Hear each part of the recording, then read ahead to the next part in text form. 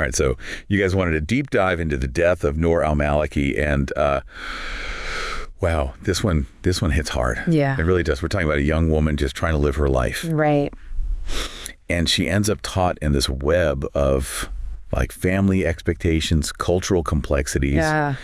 And it ultimately leads to this absolutely tragic end. So we're going to go deep into Noor's story, guys. Yeah. We're talking police reports, court testimonies. We even have some of Noor's own words to try and like really unpack how this could even happen. And I think what's so fascinating and so difficult about this case is that it really brings us face to face with this very, very difficult space where you have this this clash between personal freedom and deeply held cultural beliefs, right? Yeah. And so it forces us to kind of like confront these really, really tough questions about how we navigate those tensions, especially in a society as diverse as ours. Yeah, no, you're absolutely right. So let's set the scene. 2009, sunny Phoenix, Arizona. Okay. Noor Almaleki is this vibrant 20-year-old Iraqi-American woman. And, you know, on the surface, she's living a life that probably sounds pretty familiar to a lot of our listeners. She's got, you know, dreams of becoming a teacher, loves hanging out with her friends, embraces that casual American slang, calls everyone dude. Right. But behind closed doors, at home with her parents, things were different. Noor's parents, Falaaz and Sam Almaleki, were Iraqi immigrants who held really tightly to their traditional values, especially when it came to, well, to their daughter's life. And this is where, you know, this case really starts to unpack the complexities of cultural expectations, especially for immigrant communities, right? It's not just, you know, oh, we have different customs. It's about how certain cultures view a woman's independence, right, as this threat to the family's honor. It's like their honor is tied to their control over her. Absolutely. And the lengths to which they might go to maintain that control. Yeah. And it's a deeply ingrained mindset. And in Noor's case, it really manifested in some troubling ways. Her parents, especially her father, they disapproved of, well, almost every aspect of her life. The way she dressed, the friends she kept, especially if those friends happened to be male. Right, right. There's even this incident where a picture of Noor with some male classmates ends up online. Oh, wow. And her parents threatened to pull her out of school. And that incident, although it seems, you know, small on the surface, it speaks volumes about the power dynamics that are at play here. It's true. You know, you have this immense pressure that these young women are under to conform, right, to suppress their individuality, their dreams, right, all for the sake of family honor. And it's a tragedy because, you know, as we'll see, this story takes a very, very dark turn. But we need to talk about what happened on October 20th, 2009. Okay. This is the day that changes everything for Noor. So picture this.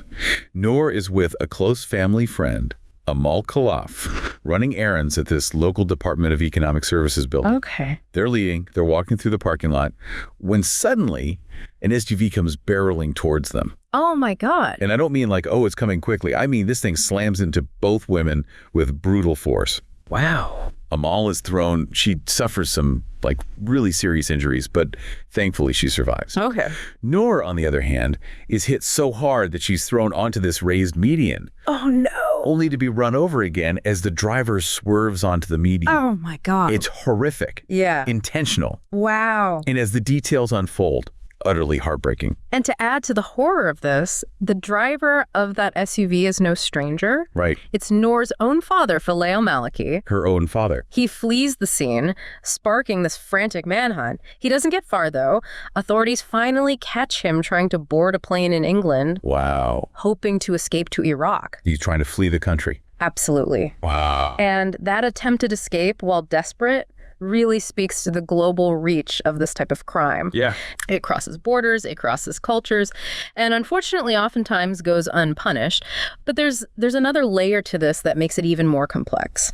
The investigation led by Detective Chris Buhay uncovers that this wasn't just a case of a father's rage. This was something far more calculated, far more chilling. This had the hallmarks of what's known as an honor killing. And for our listeners who may not be familiar with that term, let's unpack what we mean by honor killing. Yeah, absolutely. So honor killing is a term used to describe the murder of a family member, usually a female, who is perceived to have brought shame or dishonor upon the family. Okay. And this shame can be something as as simple as refusing an arranged marriage, Wow. choosing to wear Western clothing, Really? or even just interacting with someone outside of their culture. It's a brutal practice rooted in this need to control women's behavior and choices, Right. often to maintain this very, very strict social order. And it's tragically not confined to one part of the world. We see it in cultures across the globe. Wow. So we're talking about this like deeply ingrained belief system where a family's honor, their standing in the community, is directly tied to like how the women in their family behave. Exactly. And it creates this incredibly oppressive environment for women where their actions aren't just seen as individual choices. They're seen as reflections of the entire family, which can lead to these extreme reactions, even violence, in the name of preserving this, so-called honor. And for Noor, this wasn't just some abstract cultural concept, this control, this obsession with honor. It had been this like suffocating presence in her life for years. Right. Like, remember that incident with the online photo? Yeah. The one that almost got her pulled out of school? Yeah. That wasn't an isolated incident. According to Noor's friend, decapitated. Okay. Her parents, her father in particular, he kept her on a really tight leash. Yeah. Especially when it came to like interacting with boys. Yeah. And it's tragic because everything we know about Noor points to a young woman who just like yearned for the freedom to live life on her own terms. Absolutely. She loved music. She was passionate about fashion. Yeah. She dreamed of being a teacher. Right. She was just a normal young woman trying to find her place in the world. Exactly. And she was clearly trying to straddle those two worlds, like her Iraqi heritage and her American upbringing. But those aspirations, those normal desires, they were seen as a threat. Yeah. A source of shame by her own family because of this like warped sense of honor. That clash of values, right? Where you have this young woman who wants independence and a family clinging to these traditions that see that very independence as a betrayal. That's often at the heart of so many of these honor violence cases. It's heartbreaking. Yeah. And this story, it takes an even darker turn when Noor is just 17 years old. Oh, no. Her father pulls her out of school, tells her they're going to Iraq to visit a sick relative. Okay. But once they get there, it becomes horrifyingly clear that this is a lie, a cruel trick. This is a tactic we see often, sadly, in these cases, where the family uses deception to lure their victim, usually a young woman, into a situation where they have very little power. No way to escape. And for Noor, that situation turned out to be a forced marriage. Oh my gosh. She's presented with this, like, lineup of potential husbands. Wow. All older men, all chosen by her parents. Whoa. She's trapped thousands of miles from home, and she knows that if she refuses, she may never be allowed to come back. Which highlights the immense pressure these young women are facing. It's not just about adhering to some cultural norm. Right. It's about survival. Yeah. They're often completely isolated, cut off from any support system, forced to make these impossible choices. It's unimaginable. Yeah. So Noor, in this desperate attempt to escape that situation, agrees to the marriage, goes through with it, but when she returns to the States, she leaves her husband behind. Wow. Which, talk about courage. Talk about determination to break free from those constraints. Yeah. But it also tragically escalates the tension with her family. Of course. Her refusal to play the role of the submissive daughter, to stay in that forced marriage. Right. It was seen as this direct affront to her father's authority, to their concept of family honor. And that language is so important, right? That word dishonor. Yeah. It's so often used to justify violence against women in these cultures. Right. It's a way to shift the blame, to make the victim somehow responsible for the perpetrator's actions. It's a complete and total distortion of responsibility. Absolutely. And it's incredibly dangerous. And, as we go deeper into this, we have to talk about the role of Noor's mother, Siam. Right. It's easy to focus on the father in these situations, but the mothers often play a really, really complex and often troubling role as well. Absolutely. And in many cases, the mothers have themselves been victims of this kind of patriarchal control. Oh, wow. They've internalized these beliefs, and so they perpetuate this cycle of oppression. Wow. Even if it means harming their own daughters. And there are some chilling details about Siam's behavior that really point to this. Like what? Well, remember when Detective Bohe goes to question her after the hit and run? Yeah. Her immediate response is to defend her husband. Wow. even going so far as to accuse Amal, who is lying in a hospital bed with a shattered pelvis, oh my gosh, of being a liar. It's a classic defense mechanism in these situations. Yeah. The family closes ranks, they protect the patriarch, the one who holds the power, even when faced with this undeniable evidence. And it gets even more unsettling when Sahim is informed that Noor is in critical condition. What does she say? Her response, thank you, that's what she needs. That's chilling. I know. It suggests that, at least in that moment, she saw her daughter's life-threatening injuries as some form of punishment. Wow. Possibly even as this twisted way to restore the family's honor. And that's a disturbing thought, but it's one that's supported by recorded jailhouse phone calls between Faleh and Sam. What do they say? Well, in one of these calls, Faleh, trying to rationalize his action, says, for an Iraqi, honor is the most valuable thing.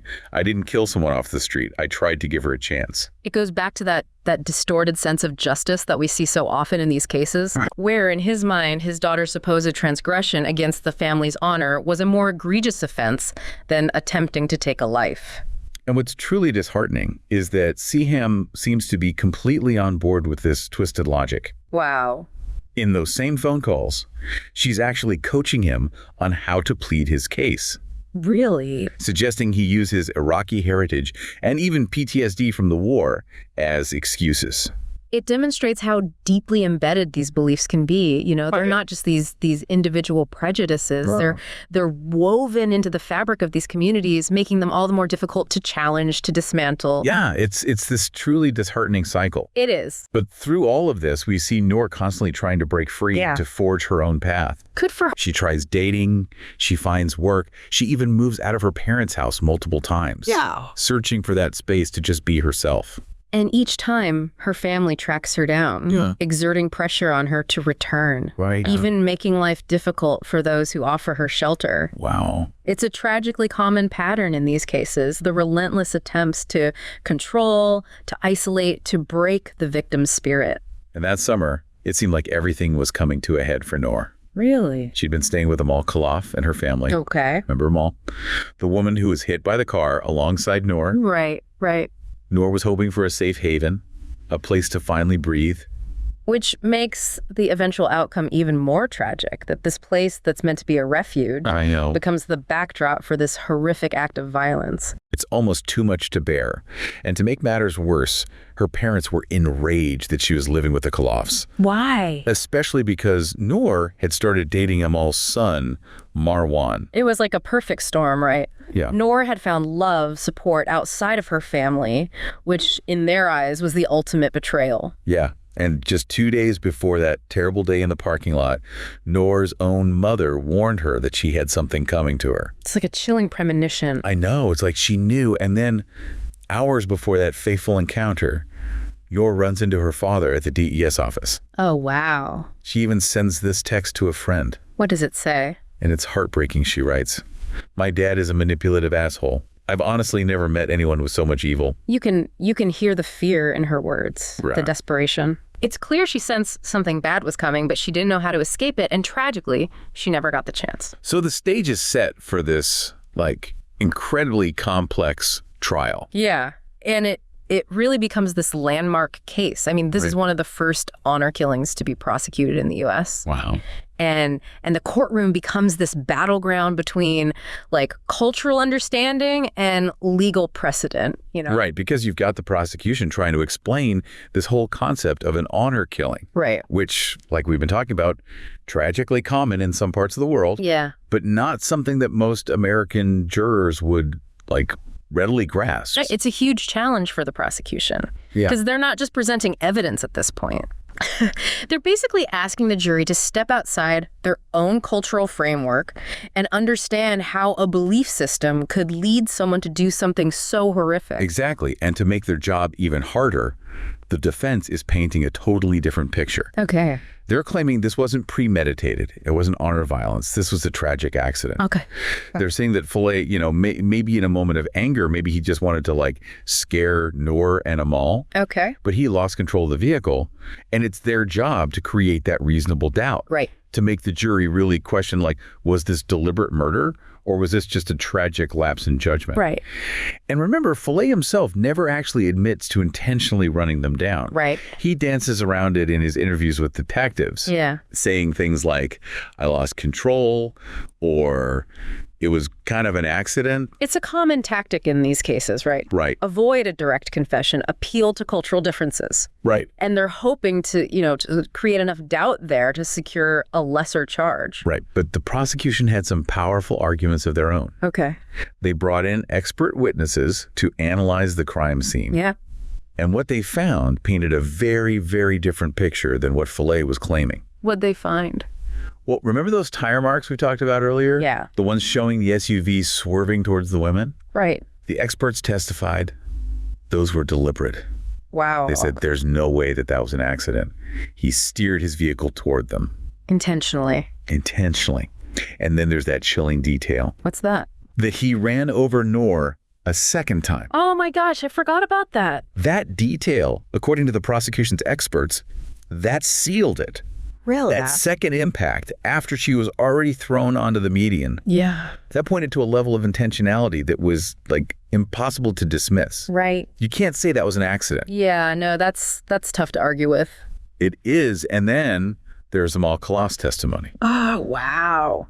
She was the only other person who witnessed what happened that day. Right. And her words carried immense weight in that courtroom. Can you imagine the courage it took for her? I know. To sit on that stand, to face the man who tried to kill her and relive that horrific day. It's unimaginable. It's incredible. But she did it.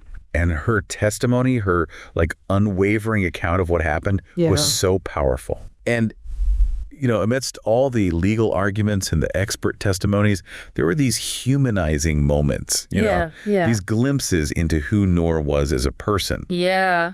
That really resonated with everyone in the courtroom. What kind of moments? Well, like her friends shared this story about how much Noor hated wearing that brown cap when she worked at Chipotle. Really? It seems like this small detail, but it like brought this wave of emotion into the courtroom, Yeah. It reminded everyone that Noor wasn't just a name on a case file. Right. She was a real person with her own quirks and her own dreams and frustrations, just like all of us. Right. She was a person, and I think it's so easy to forget that.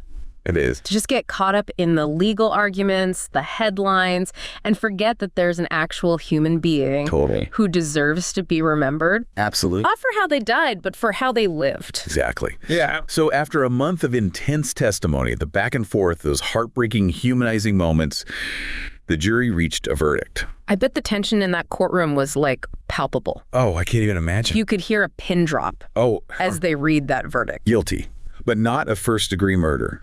The jury found Fillet Almaleki guilty of second-degree murder. So they believed that he intended to cause harm, right? But they weren't convinced it was premeditated. Right. It's a nuanced verdict. It is. And one that probably left both sides with very mixed emotions. Especially Detective Bohe and the prosecution team.